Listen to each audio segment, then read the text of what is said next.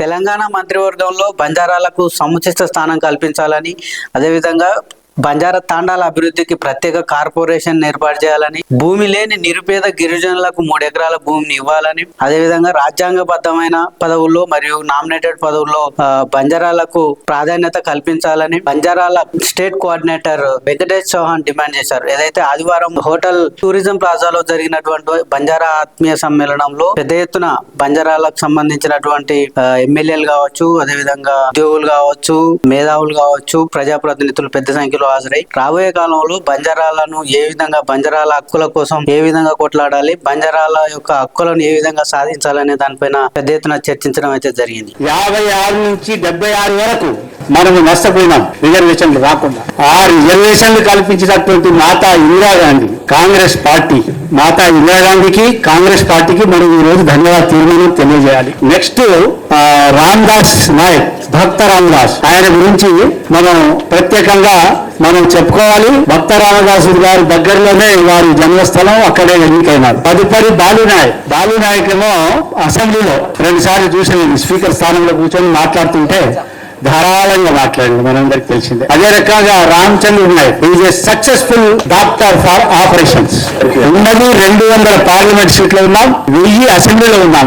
Like wise తెలంగాణలో 14 parliament లో we are pyramid and 69 assembly కాన్స్టిట్యూన్స్ లో ఉన్నాం. మన అందరి నుంచి దేశం మొత్తంలోనే ఒకే ఒక ఎక్క పోరియా తారా కోరిక బలరాం నాయక్ అన్న మాజీ మంత్రి, ఆ దేశమాయి శాసించి కూర్చోబెట్టే power deputy speaker.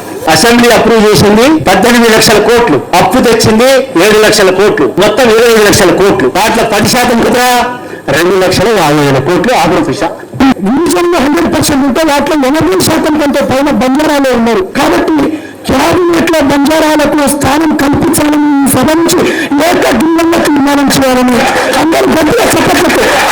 అంతంగా MLA, MP, MLC అందరూ ఆమోదయోగ్యంతో మేము తెలుపుతా ఉన్నాం. రెండో డిమాండ్ బంజారా భాష, సంస్కృతి, సాంప్రదాయాల పరిరక్షణ, అభివృద్ధికి ప్రత్యేకంగా కర్ణాటకలో పెట్టినట్టుగా తెలంగాణలో తండా డెవలప్మెంట్ బోర్డు కావాలని ఈ సభ నుంచి మేము తీర్మానం చేయడం జరుగుతుంది. మూడో డిమాండ్ రాష్ట్రంలో 10% గిరిజనుల సమస్యల పరిష్కారానికి కేంద్రంలో ఉన్నట్టుగానే SC/ST కమిషన్ సపరేట్ ఉన్నది, రాష్ట్రంలో కూడా ST కమిషన్ సపరేట్ చేయాలనేటువంటి తీర్మానాన్ని ఈ సభ నుంచి తెలియజేస్తా ఉన్నాం. బడ్జెట్ లో కూడా ప్రత్యేకంగా గిరిజనులకు ప్రత్యేక బడ్జెట్ కేటాయించే విధంగా తీర్మానం చేస్తా ఉన్నాం. అలాగే రాష్ట్ర లెజిస్లేటివ్ కౌన్సిల్ ఎమ్మెల్సీలో గిరిజన జనాభా తమాషా ప్రకారం సుమారు 40 ఉంటే వాటిలో 4 ఎమ్మెల్సీ రావాలి. అదేవిధంగా రాజ్యసభ స్థానం రావాలి. కార్పొరేషన్ చైర్మన్లలో కూడా గిరిజన జనాభా తమాషా ప్రకారం రావాల్సిన వాటా ఇవ్వాలని, 10% ప్రాతినిధ్యం రాజకీయ రంగంలో కూడా ఇవ్వాలని ఈ సభ నుంచి తీర్మానం చేస్తా ఉన్నారు. భూమి లేని నిరుపేద గిరిజనులు, బంజారాలు, ఆదివాసీలు, గోండులు, అనేకమైన గిరిజన తెగలు ఇలా పేరు భూములకు పట్టా లేని పరిస్థితి. కాబట్టి భూమి లేని పేద గిరిజనులకు 3 ఎకరాల భూమి కల్పించాలని మేము ఇక్కడ నుంచి ప్రభుత్వాన్ని వినియోగించుకుంటున్నాం.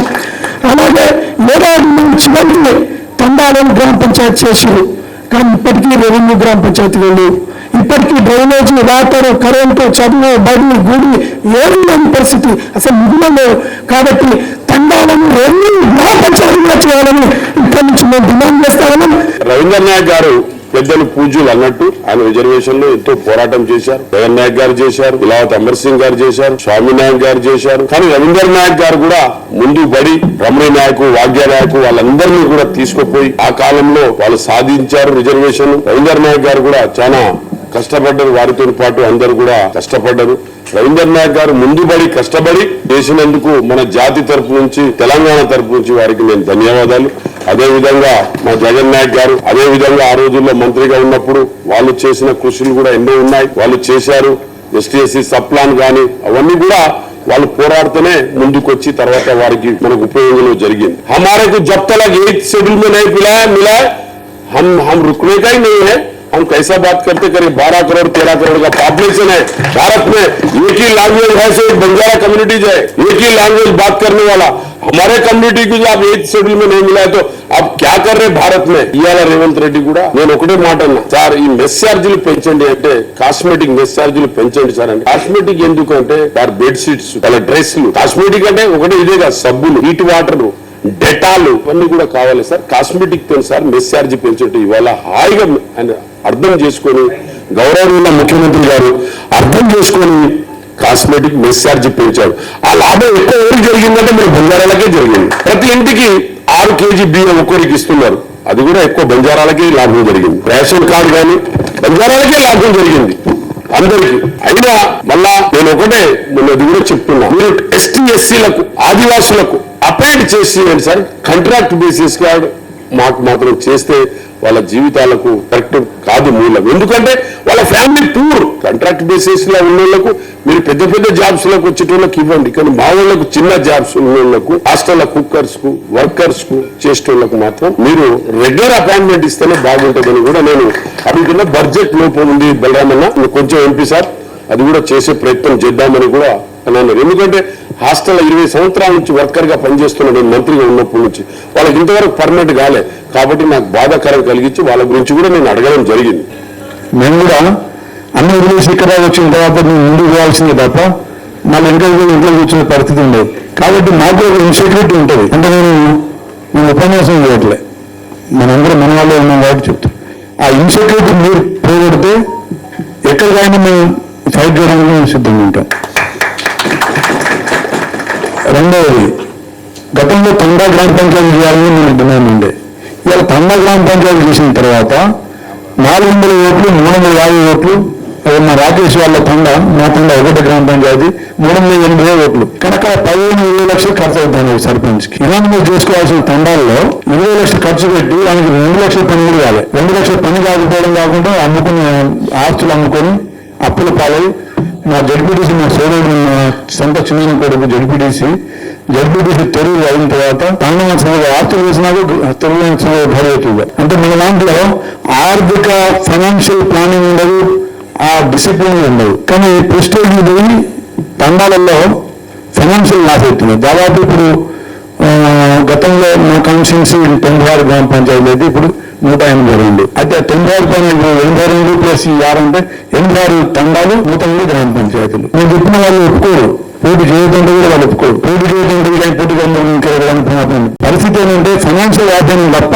తండాల అభివృద్ధి ఎక్కడ బాగోలే. తండాలు రెవెన్యూ గ్రామ పంచాయతీగా చేయాలని చెప్పి నేను ఒక సందర్భంలో నేను అసెంబ్లీలో మాట్లాడినా. రెవెన్యూ గ్రామ పంచాయతీగా చేయకుండా గ్రామ పంచాయతీలకు పెట్టేస్తే వదిలేసి గత ప్రభుత్వం వదిలేస్తే మనం మా జిల్లా సమాధానానికి సమాధానం చెప్పుకోవాల్సి వస్తున్న విషయం అసెంబ్లీ సాక్షిగా మాట్లాడినాం. ఆనాడు ఇందిరాగాంధీ గారు బంజారా లంబాడా జాతిని ఎస్టీ కులంలో కలిపి రిజర్వేషన్లు ఇచ్చి హాస్టళ్లు కట్టించిన సంగతిని మనందరం చూసాం. ఈ జాతికి ఆనాడు ఈనాడు రేపు ఎప్పుడైనా సరే మేలు చేసిందంటే కాంగ్రెస్ పార్టీ, మేలు చేయాల్సింది కూడా కాంగ్రెస్ పార్టీ, మేలు చేసేది కూడా కాంగ్రెస్ పార్టీ. అందులో భాగంగానే ఈనాడు ఈ ప్రభుత్వంలో ఈ జాతికి రావాల్సిన అన్ని పదవులైతే ఏంటి, గుర్తింపు అయితే ఏంటి, గ్రామాల తండాల అభివృద్ధికి సంబంధించిన బడ్జెట్ అయితే ఏంటి, అన్ని సదస్సులో ఒక తీర్మానం చేశాం. దీన్ని అందరినీ ముఖ్యమంత్రి గారి కలిసి అందరం 4 ముఖ్యమంత్రులు ప్రభుత్వం ద్వారా రావాల్సిన వాటిని ప్రభుత్వం ద్వారా తీసుకోవాల్సిన అవసరం ఉంది. కాబట్టి కలిసికట్టుగా తెలంగాణ రాష్ట్రంలో ఏ అయితే అవసరమో, ఏ అయితే రాయవలసి ఉన్నాయో వాటన్నిటి గురించి 70% జనాభా కలిగి ఉన్న బంజారాలకి ప్రభుత్వ పరంగా రావాల్సిన అన్ని కూడా రావాలని చెప్పేసి తీర్మానం చేయటమైంది.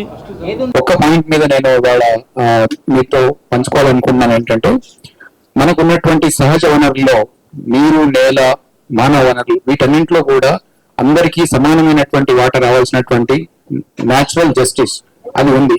ఇవాళ మనకు అందరికి కనబడుతుంది ఏంటంటే ఒక లోటు కనబడుతుంది. తెలంగాణలో అతిపెద్ద సంఖ్యలో ఉన్నటువంటి బంజారాలకి కేబినెట్ లో స్థానం లేకపోవడం అనేది ఒక వాక్యూమ్ గా కనిపిస్తుంది. కాబట్టి అది ప్రభుత్వం గుర్తించాలని డిమాండ్ కాదు, బట్ ఈ యొక్క సమాజం అంతా కోరుకుంటున్న అంశాన్ని ప్రభుత్వం కూడా గుర్తించాలని ఆకాంక్షిస్తున్నాం. ఇలా కాంగ్రెస్ ప్రజాప్రతినిధిగా కాదు, మా ప్రజాప్రతినిధులు కోరుతున్నాం. ఇవాళ భారతదేశంలో 13 కోట్ల మంది బంజారాలు ఉన్నారు. ఇవాళ ఈ రాష్ట్రంలో దాదాపుగా 37 లక్షల మంది బంజారాలు ఉన్నారు.